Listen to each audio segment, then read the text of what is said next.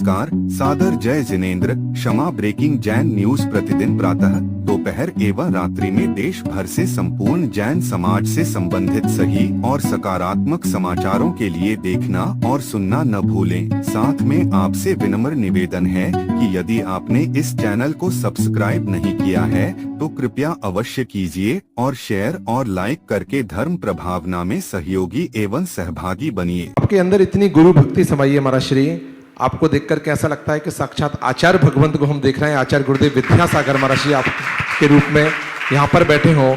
आप हमेशा जब भी कुछ करते हैं कि गुरुजी ऐसे चलते थे, गुरुजी ऐसे बोलते थे, गुरुजी होते तो ये करते, गुरुजी होते तो इसका ऐसा उत्तर देते, इसका ये समाधान करते। महाराज श्री ऐसी भक्ति ऐसे कैसे महाराज श्री? पूरी की पूरी आपके रोम रोम में गुरुजी समाये हुए हैं। ऐसा कैसे महाराज श्री कि हम भी आपके जैसे बन पाए और हमारे अंदर भी वो गुरु भक्ति आ पाए महाराज श्री? इसका समाधान बताइए महाराज श्री। बहुत अच्छा प्रश्न है, प्रश्न की जोरदार अनुमोदना करते हैं।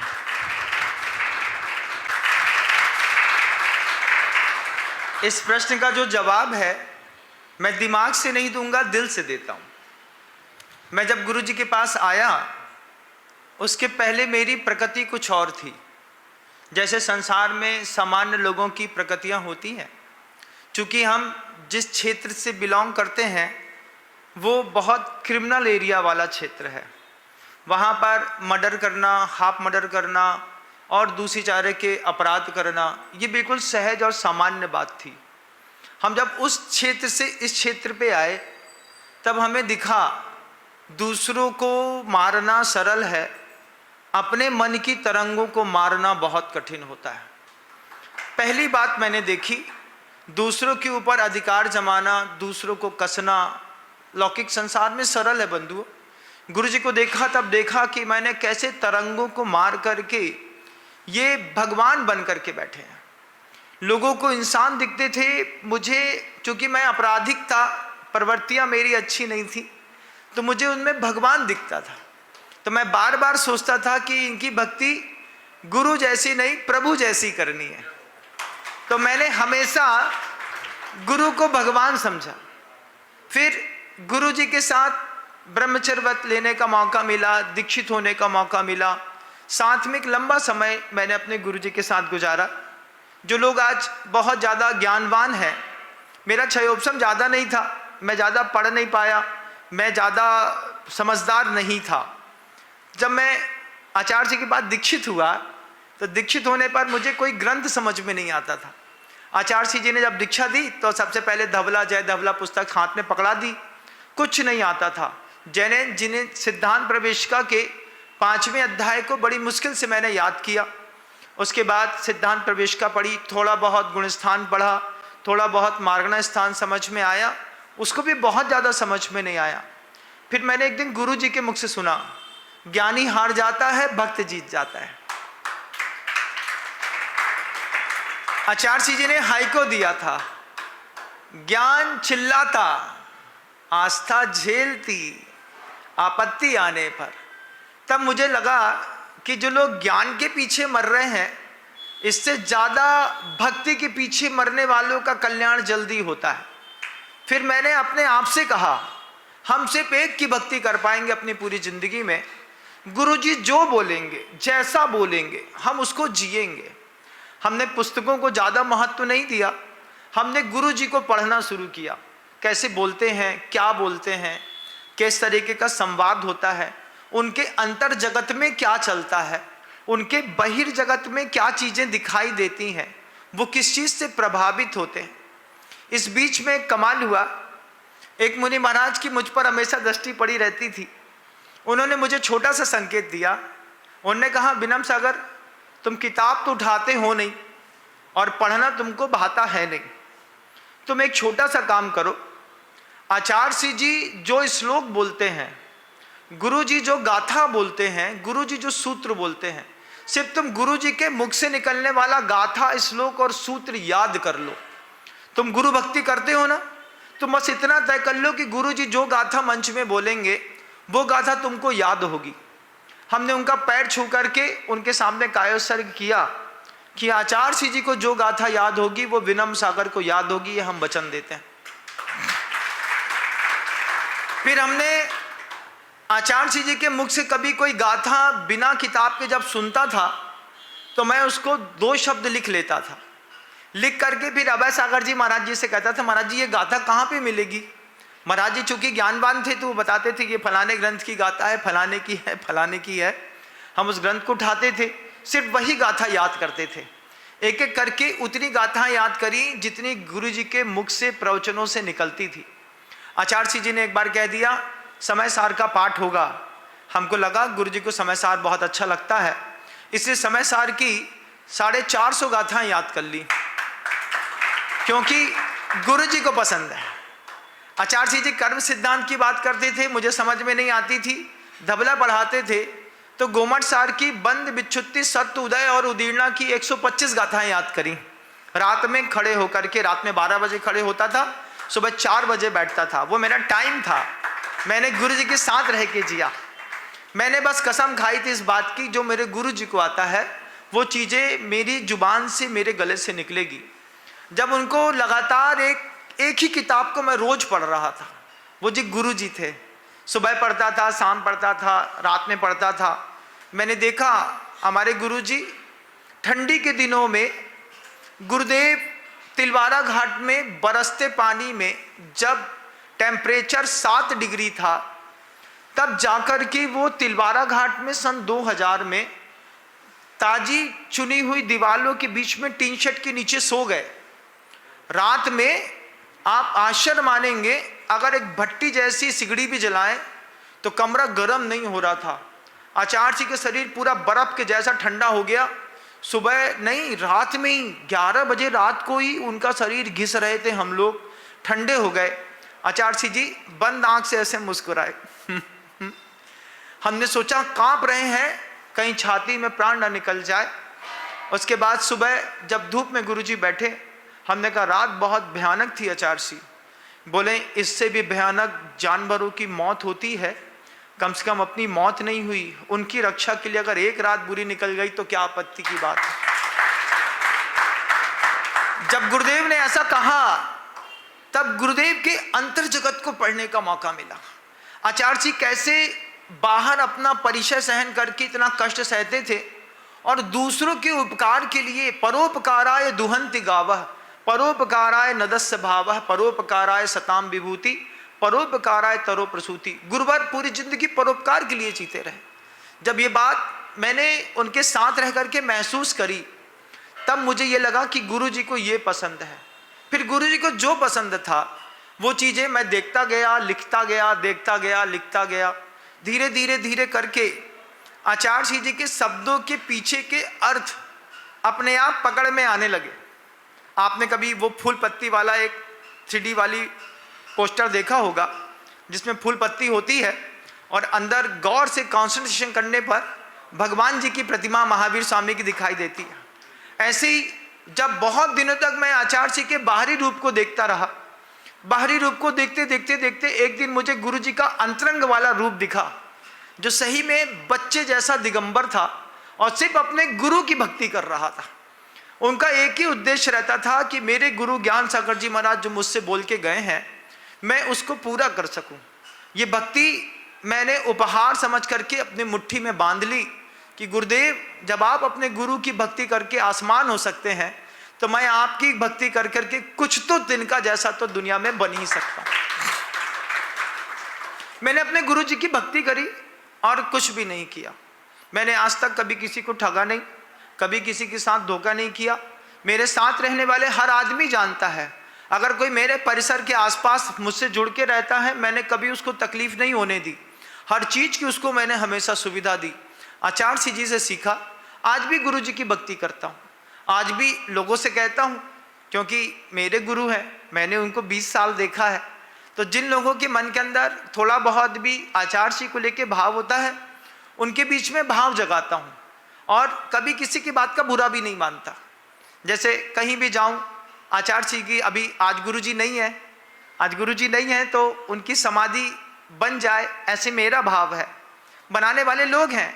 अशोक जी पाटनी जी साहब हमसे खुद बोल के गए थे, जब जोतवाड़ा में मैं जयपुर में था, उन्होंने कहा महाराज जी आप विकल्प मत करिए, जितना पैसा लगेगा हम अकेले लगा देंगे, गुरु जी की समाधि बना देंगे। हमने गुरुदेव समय सागर जी महाराज जी के पास खबर भेजी, अशोक जी पाटनी साहब ऐसा बोल गए। आचार्य समय सागर जी महाराज जी ने एक ही बात कही, गुरु जी ने जिस तरीके से इतने बड़े बड़े मंदिर बनाए, उसी तरीके से अपने को गुरु जी की समाधि के लिए भी लोगों को प्रेरणा देनी। जब आचार्य समय सागर जी महाराज जी का ऐसा उपदेश मिला, तब मैं जनता के बीच में जहां भी गया, मैंने सिर्फ लोगों को प्रेरणा दी और प्रेरणा देता रहा, लोगों को जोड़ता रहा, देता रहा, जोड़ता रहा, और बस गुरु के साथ लोगों को जोड़ता रहा। गुरु कभी नहीं मरता, वो हमेशा जिंदा रहता है, इस बात को ध्यान रखना।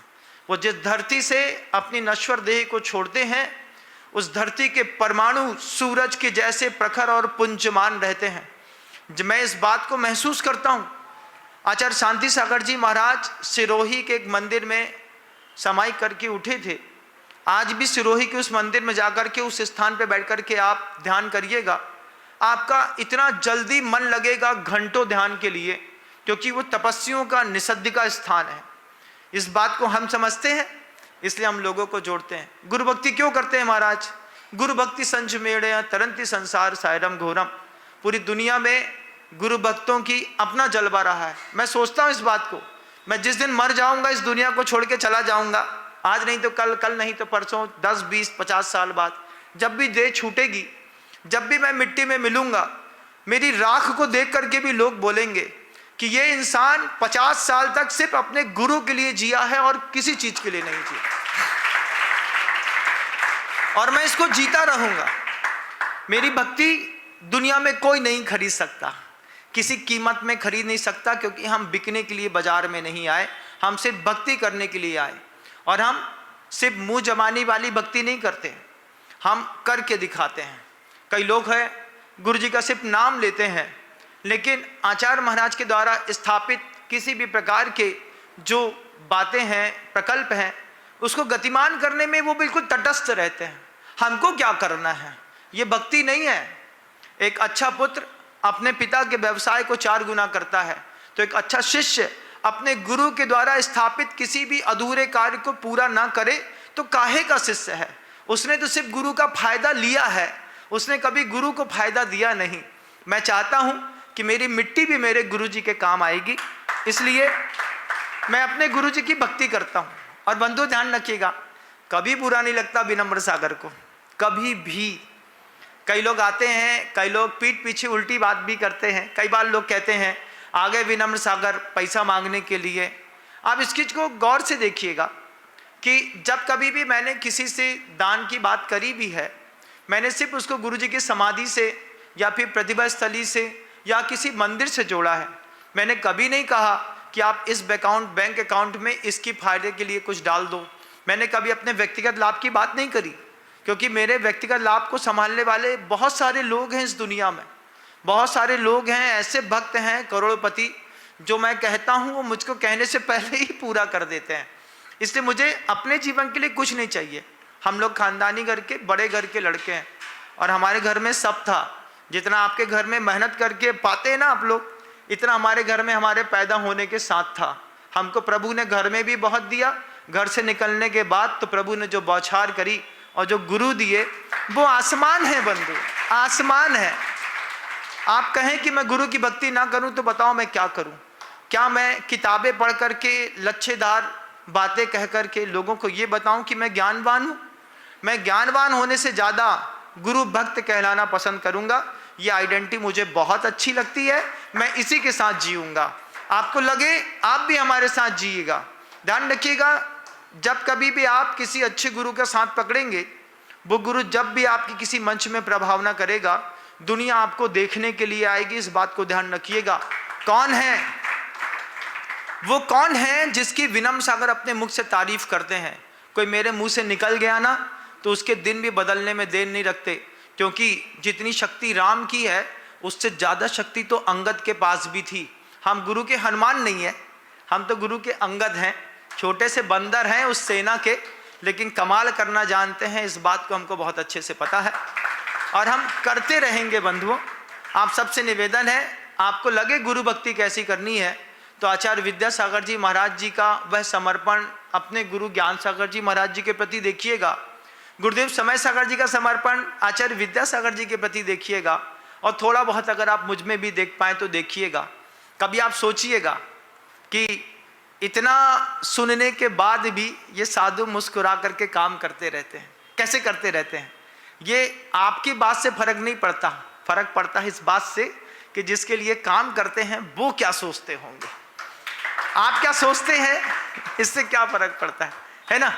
तुम्हारी परिणामों का और तुम्हारी सोच का तो तुम्हारे ही घर में प्रभाव नहीं है, उसका मैं अपने अंतर मन में प्रभाव डाल करके क्या करूंगा। आप बताइए, गृहस्थ कोई बात भी करता है ना, जैसे अभी होकर के आया तो कोई बोले जिसके घर में आहार किया मैंने उससे कुछ बोले ही नहीं, वो आहार करा के चला गया। अब लोग उसको फोन करके बोलते हैं क्यों, क्या बोला विनम सागर जी ने, कितने पैसे मांगे, क्या किया, ऐसी बातें करते हैं। आपकी प्रभाव इस बात का कभी नहीं पड़ेगा। आप इतनी हल्की बात करते हैं, मैं दुनिया की उतनी ऊंची बात करता हूं। मैं इतनी ऊंची बात करता हूं कि आप देखते रह जाएंगे कि हमने आपको कितनी ऊंची चीज से जोड़ा है। ये भक्ति एक दो दिन का परिणाम नहीं है, इसके लिए हमने अपनी जिंदगी का 20 साल दिया है, और 20 साल देने के बाद अब जब तक जिंदा रहेंगे अपने गुरु के नाम की खाएंगे, अपने गुरु का नाम बजाएंगे। ये हमारा जीवन। नमस्ते महर्षि। महर्षि एक प्रश्न और है। आचार्य श्री जी ने दीक्षाएं दी, इतना विशाल संघ उन्होंने खड़ा किया, लेकिन कभी दिल्ली तरफ अपने किसी संघ के साधु को नहीं भेजा। लेकिन काफ़ी वर्षों बाद फिर एक संघ आया, फिर एक संघ आया, लेकिन ऐसा क्या विशेष संदेश लेकर के आपको भेजा, क्योंकि सबसे ज़्यादा लंबा समय आपको आचार्य भगवंत गुरुदेव विद्यासागर महर्षि के साथ रहने का वो गौरव, वो सौभाग्य हासिल है जो अन्य किसी साधुओं को नहीं है। तो आपके माध्यम से कोई विशेष संदेश जो आचार्य भगवंत गुरुदेव समय सागर महर्षि ने भेजा है, या आपको लगता है यदि आचार्य गुरुदेव विद्यासागर स्वयं होते और यदि वो स्वयं आशीर्वाद देते कि विनम सागर महर्षि को दिल्ली में चातुर्मास करना है, तो वो क्या अपना संदेश या क्या मैसेज लेकर के वो आपको भेजते महर्षि? बहुत अच्छा प्रश्न है, इस प्रश्न की भी अनुमोदना करते हैं। हम इंदौर से बागीदौरा आए, बागीदौरा में चातुर्मास हुआ। उसके बाद गुरुदेव समय सागर जी महाराज जी ने कहा कि आचार्य श्री जी दिल्ली जाना चाहते थे, वो जा नहीं पाए, और मैं अभी और भी काम में थोड़ा व्यस्त हूँ। मैं चाहता हूँ कि आप गुरु जी की आंख बंद करके एक बार दिल्ली देख करके आइए, दिल्ली कैसी है। मैं सिर्फ दिल्ली देखने आया, मैं देखने आया कितने चालबाज लोग यहाँ पर रहते हैं, कितने कुटिल रहते हैं, कितने सरल रहते हैं, कितने समर्पित रहते हैं। मेरी दिल्ली के प्रति लोगों ने धारणा बनाई है, महाराज जी दिल्ली झुटल्लों की है। ये मंच के ऊपर हाँ बोलते हैं, 3 दिन तक उसकी मलाई खाते हैं, चौथे दिन कमरे में आते हैं, ना बोलते हैं और चले जाते हैं। हमने कहा ऐसा होता तो नहीं है, लेकिन जैसा सुना था कभी कभार वैसे छींटे पड़ भी जाते हैं। कई बार ऐसा होता है, सबके सामने कोई मेरे सामने भी हाँ बोलता है, 3 दिन तक उसकी प्रभावना की मलाई खाता है, चौथे दिन आके बोलता है महाराज जी अभी हमसे ऐसा नहीं है और वैसा नहीं है और ये और वो फलाना ढिकाना ढिमका। तो मैं आचार्य श्री जी की आंख बन करके बस देखना चाहता हूँ कितने चालबाज लोगों की दिल्ली है और कितने सरल लोगों की दिल्ली है। सरल लोगों की दिल्ली भी है। इसी दिल्ली में मिश्रा जी आए, राकेश जी मिश्रा शर्मा जी, और उन्होंने कहा कि महाराज श्री 2 साल से आपका प्रवचन सुन रहा था, 1,11,000 रुपये लेकर के आया हूँ, आचार्य जी की समाधि में लगा दीजिए। हमने कहा देखो घर का व्यक्ति तो बदनामी करता है और दूर का व्यक्ति आकर के गुरु जी के समाधि केंद्र में दान दे रहा है। जब ऐसे लोगों को देखता हूँ तो लगता है कि सरल लोग भी बहुत सारे हैं। जब चमन लाल जी जैसे लोगों को देखता हूँ जो कार्यकर्ता जबरदस्त हैं, मैंने उनसे कहा कि मुझे कार्यकर्ता से कोई धन नहीं चाहिए, कार्यकर्ता सिर्फ समय देता है, ये भी बहुत बड़ी बात है। तब उनने कहा हमारा भी हक बनता है, हमारे भी गुरु हैं, हमारी भी गुरु दक्षिणा लगेगी। हमने कभी राकेश के बारे में नहीं सोचा कि राकेश भी इस चतुर्मास का कलश लेगा। उसने भी अपनी भावना रखी, हम भी अपना पैसा लगाएंगे, हमारे भी गुरु हैं, हमारी भी गुरु दक्षिणा होनी चाहिए। जब ऐसे सरल लोग देखता हूँ तो उनकी संख्या दिमाग में नोट करता हूँ। जब कोई ब्रह्मचारी 2 प्रतिमाधारी को देखता हूँ और वो आकर के चुपचाप आचार्य जी के समाधि के लिए राशि दे जाता है, भक्ति प्रदर्शित कर सकता है, तब ये भाव बनता है कि जब यहाँ से जाऊँ तो गुरुदेव समय सागर जी महाराज जी से क्या कहूँ। कहूँगा जरूर कि एक बार दिल्ली आप भी आइए, दिल्ली खूबसूरत है। दिल्ली खूबसूरत है और इसको अच्छे साधु की बहुत ज़रूरत है। जब दिल्ली के हर गली में 2 अच्छी चर्या वाले साधु होंगे, तब दिल्ली को समझ में आएगा कि दिल्ली क्या चीज़ है। और दिल्ली में साधुओं की चर्या आप देखते रह जाएंगे। मैं सोचता हूँ कभी कि गुरुदेव समय सागर जी महाराज जी अपना संग लेकर के अगर यहाँ पर आए, तब दिल्ली का एक अपने आप में अलग रंग होगा। जब चतुर्थ काल की चर्या करने वाला वह मनोहर संघ है। आप गुरुदेव समय सागर जी महाराज जी के संग के हर साधु को देखिएगा, चौथे काल जैसी चर्या करते हैं। आनंद सागर जी महाराज मौन रह करके कैसी गजब की साधना करते हैं।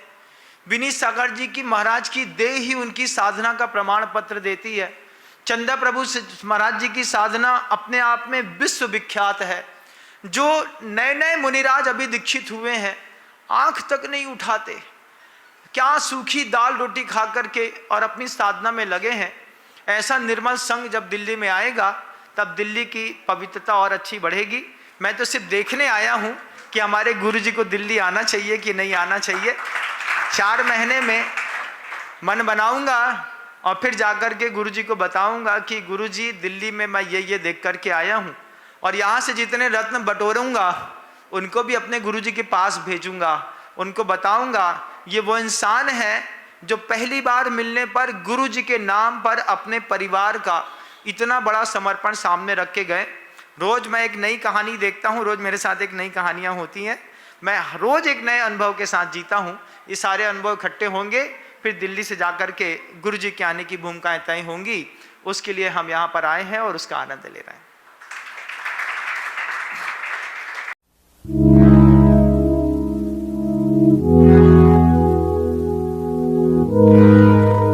Kshama breaking Jain news YouTube channel पर विज्ञापन देकर धर्म प्रभावना में बने सहभागी।